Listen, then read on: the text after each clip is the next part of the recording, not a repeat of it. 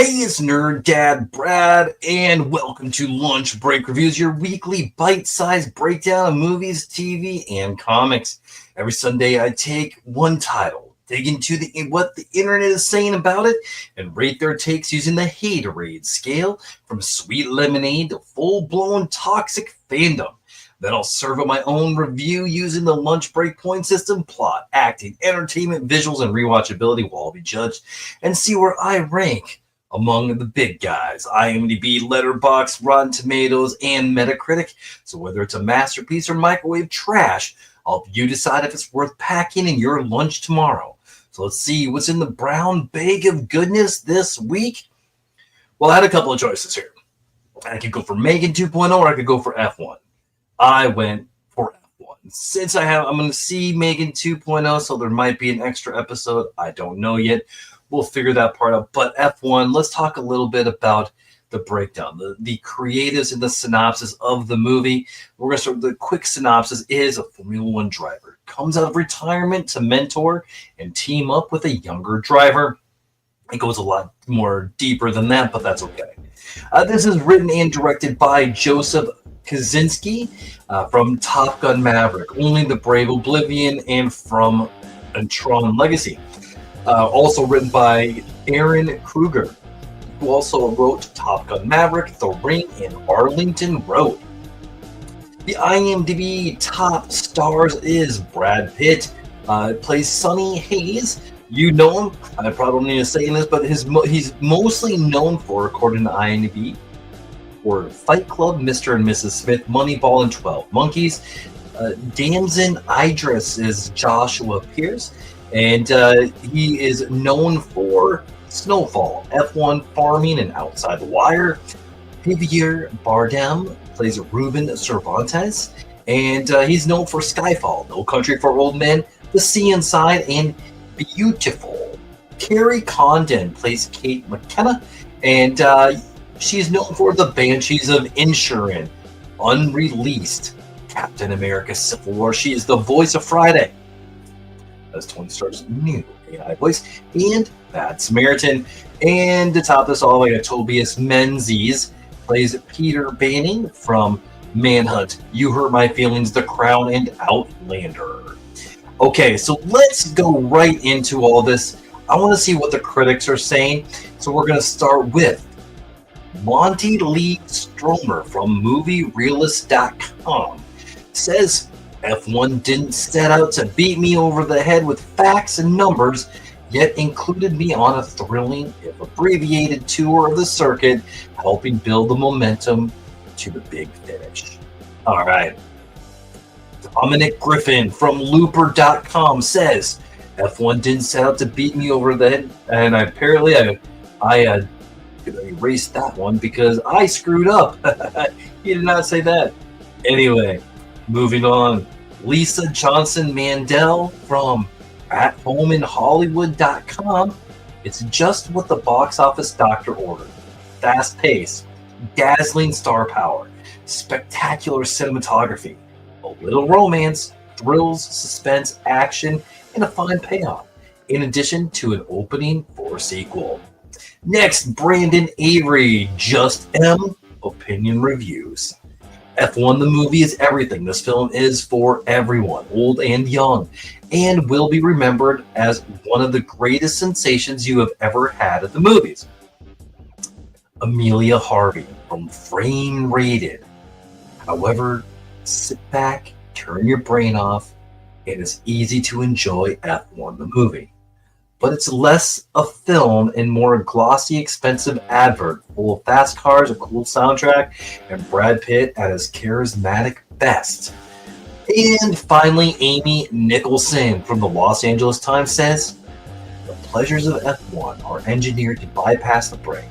It's muscular and thrilling and zippy, even though at over 2.5 hours long, it has a toy dump truck worth of a plot. Okay. So there's the critics. That's what they're saying. And for the most part, I think everybody liked the movie. We'll get into the lunch break reviews and I'll give you my thoughts shortly. But before we can do that, you heard what the critics have said. Do you agree? Do you disagree? I don't know. let's see what the viewer audience are reviewing. Let's see what they think. Here is my quick disclaimer. These reviews are chosen based on title alone. I haven't read them beforehand, so let's dive in together. Please excuse any mispronunciations as I read them exactly as they appear, punctuation, quirks, and all. After that, we'll put them through the haterade scale to just see how spicy, petty, or toxic they get. Let's find out if they're sipping on water or chugging full fandom fury. Okay, so I wanted to do something different with the reviews, so I tried to break everyone down with a 1 to 5 rating, kind of like a mini lunch break point system. That didn't work. I hated it. So I'm going to try this one out, and if this doesn't work, I'll try something else out as well. So always trying to get better. That's my goal here. Okay, first is a 10 out of 10. This is from Nerdbox Dave, and it is titled A High Octane Triumph of Grit, Speed, and Redemption. Start your engines. F1 isn't just a film, it's a high-octane adrenaline shot to the heart of the sports drama genre. Directed by Joseph Kosinski, Top Gun Maverick, and filmed in IMAX, F1 delivered on every front. Heart-pounding racing sequences, several that put you behind the wheel, nuanced performances, and a grounded emotional story that elevates the spectacle beyond mere speed. It's a rare sports film that feels both authentic and cinematic, with a story that burns rubber but keeps its soul intact. Brad Pitt roars back into the spotlight as Sonny Hayes, a once great Formula One driver, lured back to the grid to mentor a young phenom. It's a role tailor-made for Pitt, who brings charisma, gravitas, and that signature edge of vulnerability. Opposite Pitt is Damson Idris, who delivers a breakout performance as Joshua Pierce, the rising star, under immense pressure to prove himself not just to fans and sponsors, but to himself. Idris more than holds his own against Pitt, and their evolving mentor-protege dynamic becomes the emotional engine of the film. Their chemistry crackles with tension, pride, and ultimately respect.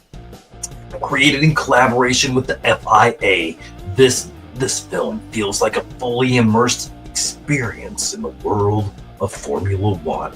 This is one I had to see in IMAX, and I will tell you, it's well worth it too. Maybe the best IMAX experience I have ever had. The racing sequences shot using real cars on real tracks, with Pitt and Idris behind the wheel for real, are absolutely breathtaking. Kosinski's mastery of immersive camera work, often placing the viewer inside the cockpit, makes each race feel dangerous, exhilarating, and visceral. You don't just watch the action, you feel G-forces. Another thing that stood out to me was perfectly paired with this film. The sound design, score, and editing are all world class. Every gear shift, tire squeal, and engine roar hits with bone-shaking intensity, and the musical choices are kinetic without being distracting. F1 is crafted for the big screen, where its speed, scale, and story truly shine. F1 is a turbocharged character-driven sports drama that balances realism with style, emotion, and spectacle. It's Rush meets Top Gun, with a heart as big as its horsepower.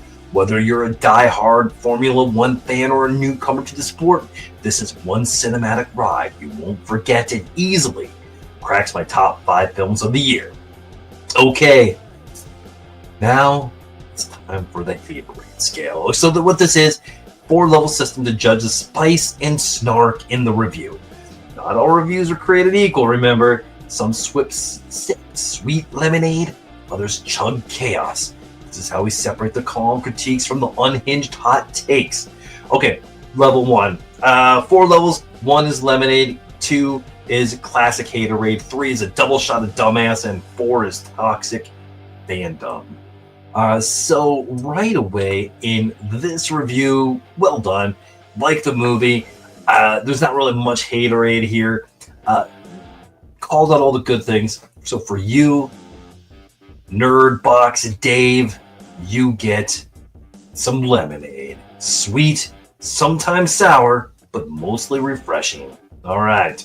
Next, next review would be a 1 out of 10. So we're going to go from the top all the way to the bottom. And here it is. This is from Nothing Nobody 1. It is a 1 out of 10. And it is titled, What the F? Warning, spoilers. I came in this movie with high expectations and was looking forward to what was going to come out of this movie. There is no rivalry, no actual enemies to friends here, no actual McQueen is fading moments, no tension to build up, or no build up, and zero anticipation for anything.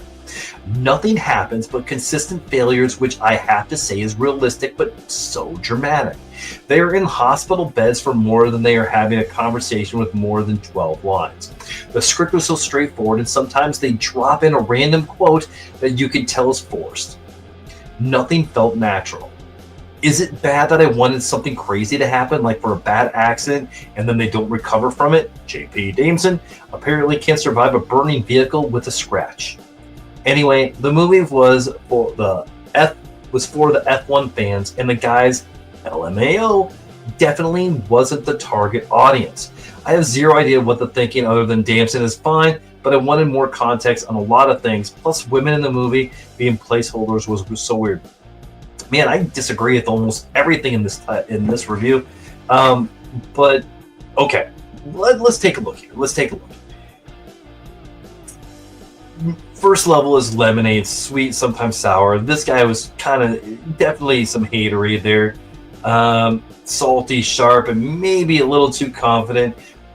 Or is it going to be a 3, a double shot of dumbass, wild logic, personal attacks, and losing touch with reality here? Okay, this guy is going to get a double shot of dumbass. A double shot of dumbass. I don't know if you saw the same movie. There was a lot of things going on there. It wasn't about the talking. It was about Brad Pitt was inspiring Joshua Pearson by his actions. So there wasn't those words. There was no like hype up speech or anything like that. And this was reciprocated because throughout the movie, Damson's character did start doing the things that Sonny Hayes was doing, and that's when things were getting good. So for that, I don't get it. What the F, man? What the F? And then for the women, what is wrong with a woman? Like, this is the first woman pit designer, engineer, and does a great job.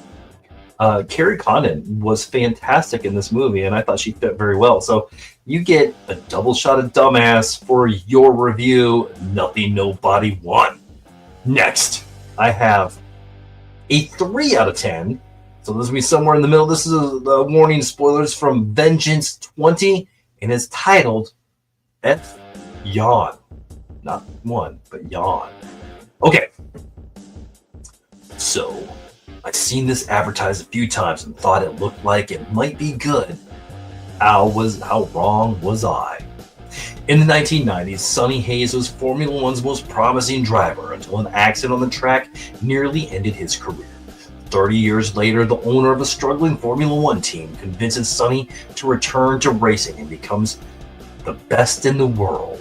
Driving alongside the team's hotshot rookie, Sonny soon learns that the road to redemption is not something you can travel alone.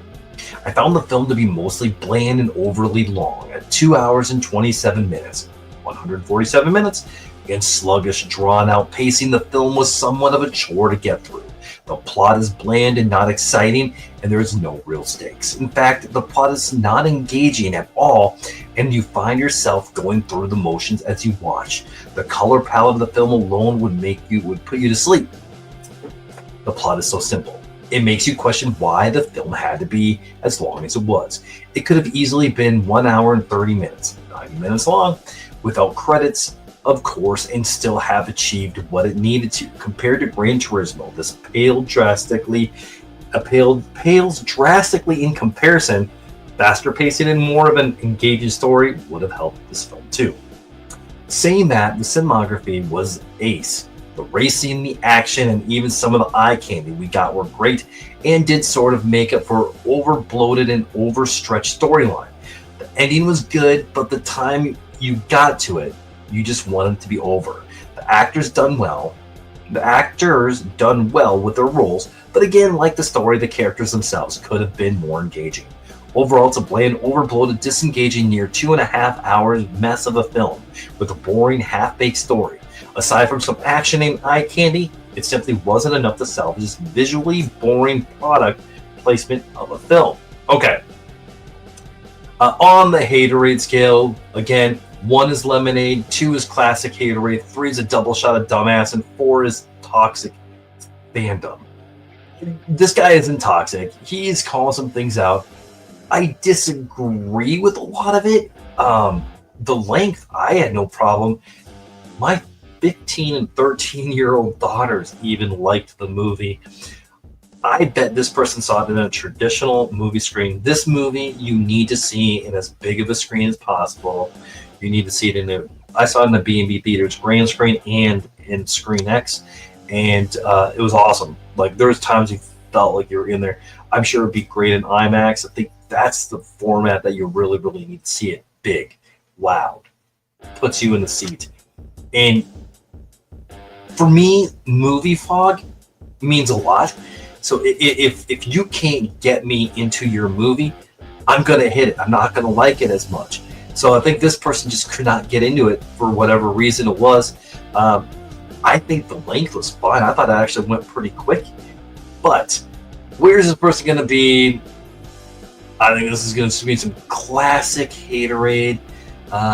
Maybe a little too confident in their review. I don't know, maybe they missed some things. The story was fine. You know, sometimes you don't need to do anything super new, and you can just make a good movie. And that's kind of what I think about this one. So, well said. You got some classic haterade. No big deal. Next, for the final review of the day, I have a 5 out of 10. And this is from JC Del Rio -83325. This is a 510 called A Missed Opportunity. Warning, spoilers. I'm a huge F1 fan and have been for 20 years. Through this time, I have grown to love not only the sport, but its rich history. As a fan of Top Gun Maverick, I was ecstatic to know that the same treatment was going to be given to F1. Coupled with unprecedented access to the grid, this movie had all the makings of an all-time classic. However, this is where a bad script gets in the way of a good idea. Borrowing from history badly. The F1 movie takes many cues from the sport's histories, most notably Martin Donnelly's crash in 1990 and through JP's crash in Monza and his subsequent injury. Echoes of Lada. However, it presents them in a bizarre way. The artificial constraint of having a back marker team go from scoring no points to a race win in just 9 races with a single upgrade is ridiculous. Couple that with the fact that the team has a major crash every 2 races and at least a minor incident by design in every single one. And the team and drivers would likely be banned and out of money before they even reach Abu Dhabi. Better stories were right there. There could have been incredible underdog stories in the recent memory that could have served as inspiration. Bronze GP Fairy Tale Championship to the run in 2009. Racing Point, the pink Mercedes in 2020 winning an improbable race with Checo. These could have provided a foundation for a story they wanted to tell. Racing battles could have been modeled after the 2021 season finale, the duel in the desert, or Cena's legendary defense against Mansell in Monaco. Yet, with all their access and resources, they chose to largely ignore these proven narratives, missing the paddock's politics. By removing the broader paddock dynamics, the film loses one of the key aspects that made the Drive to Survive so successful with modern audiences. The inter-team and driver relationships could have made the story much more grounded in the ethos of the sport. One of the key moments in Rush is the drivers' meeting at the Nürburgring, where Hunt pushes everyone to race in dangerous conditions. This could have been mirrored to accommodate Sonny Hayes' driving philosophy in the movie. By choosing to ignore this interplay, the film feels removed from the paddocks like a parasite growing at the edges, rather than being part of the ecosystem. The verdict? In the end, to a true fan, it feels like artificial spectacle won out over the authentic stories, where F1 has proven that truth is stranger than fiction. The sport has given us moments that live in our memories and made us fall in love with racing in the first place. This movie had everything that it needed to be special, but instead becoming a frustrating missed opportunity. Okay, there's a lot there to unpack. And it's right down there. He gave it right down the middle. You should not be a very, very niche fan of one thing to get it. And the story here is fine. I like the story. I thought it was a good time. So for you, man, I'm giving you 2. You're getting some classic haterade on this one. Okay. Do you agree or disagree with the reviews? You're gonna have to let me know with the critics or the audience or my rating of them with some lemonade, classic hater, or that double shot of dumbass. Now it's time to find out where I'm gonna put everything on the lunch break point system. Here's what this is. Lunch break point system is a unique lunch-themed rating system designed to help you decide if a movie, TV show, or comic is worth your time. Each title is scored across 5 key categories: plot, acting, entertainment, visuals, and rewatchability. With 5 points per category, total of 25 points. Bonus points can be awarded for standout elements, movie fog, Oscar worthiness, or deducted for major missteps. Think cringe factor. The final score determines if it's a packet or toss it in the trash. A bad lunch can ruin your entire day. So here we go. We're going to start with the plot here. Okay, so the plot of the movie, to me, made sense. Yes, it was simple. It was a guy who was used to being on his own, is helping a friend not go bankrupt and win a race. And it does that. And then they throw in this whole point where he needs to be the mentor, which isn't really said, but kind of like alluded to. And for that, I'm not going to give it a 5. I'm going to give it a 3 for a 3 out of 5 on that one. Next, acting. Did they sell the movie? 100% yes. Brad Pitt's amazing in this movie. It's actually probably one of my favorite performances of his. So I'm going to give that a 5 for acting. Next, entertainment. Is it worth your time? I've already watched it twice, so it is definitely worth your time. Even my kids, my 13 and my 15-year-old girl, which is nothing that is up their alley, okay? They really shouldn't have loved this movie as much as they did. This is a movie that you need to see in a big screen. I can see it if you're not seeing it in the big screen, how you could find more flaws because you're not into that movie fog, right? So for that entertainment, I had a great time. My kids had a great time. I'm giving this a 5. Next, visuals. Eye candy, man. Eye candy. And it was all over the place. The racing in there, the cinematography, everything was right on point. Would I have liked to see some more? There was a lot of crashes, and I did have to wonder, like, man, dude, do these are the open checks? I'm like, there's some bad things happening. For this, I am going to give this a 4 out of 5. And finally, rewatchability. I've already seen it twice, and I wouldn't even mind seeing it again. And for that, I am going to give this a 5, which is going to put us at a 23 out of 25 points. I am going to give this a bonus point for movie fog because I was into it. I was very, very much into this. This is going to give me a 24 out of 25. No penalties here. I think we're going to stick it with a 24 out of 25. F1, I think this was such a great movie. Probably my favorite movie of the year so far. And I loved Sinners, and I really, really loved Karate Kid Legacy as well. I'm pretty sure this is ranking higher than both of those. With that being said, okay, let's take a look at 24. This is definitely a packet in your lunch. What else could it be? But now let's find out where I rank in front of everybody else. Okay, lunch break point system for me, I'm giving it 24 out of 25 points, with 1 point being for movie fog because I was into it. IMDb rated this at a 7.9 out of 10. Okay. The Metacritic, the Metascore was 68 out of 100. based on 49 critic reviews, and the user score was a 7.5 out of 10 based on 84 reviews. So my review on that's a little bit higher than the Metascore. Letterboxd is a 3.8 out of 5. So I think I'm probably a little bit higher on than them as well.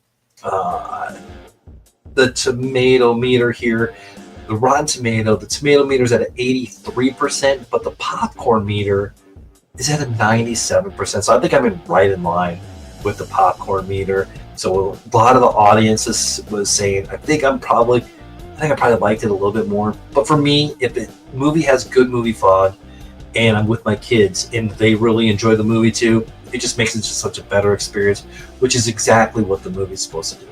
So Jurassic World comes out here on July 2nd. I got to see it. I rewatched the movie, but I didn't see it in a big screen, which I think that's going to make a big difference. I'm really looking forward to seeing it in a Screen X, because who doesn't want to see giant dinosaurs bigger than the movie theater? Okay, lunch break notes here. So just I got one TikTok out this last week. I'm gonna get another one out today. I'm gonna be going over Predator versus Spider-Man issue number 3. And I rated this at 22 out of 25. If you like comics, if you like Predator, and if you like Spider-Man, you're going to love this comic book. It's written by one of my favorite comic book artists, which is Benjamin Percy. Dude is so fantastic. I found this guy when he was writing Green Arrow, and then he's hit like every one of my favorite comic book guys. He went from there to Wolverine. From Wolverine, he's just done a bunch of stuff. So anyway, Predator Spider-Man, 22 out of 25. It's awesome. So there we go, guys. That is it for today. I'm under 30 minutes. It's awesome. If you agree, disagree, or just want to shout about it, drop a comment, tag me, or grab a seat at the lunch table. I'm always looking for new voices, so if you want to co-host an episode, pick your pitch your pick. I can't talk or read, and debate me, my score. My inbox is always open. Don't forget to follow the podcast. Leave a 5-star review if you're hungry for more, and check me out on TikTok and YouTube for quick hits using the lunch break point system. Until next time, pack smart, watch well, and I'll see you on the next lunch break. Bye-bye.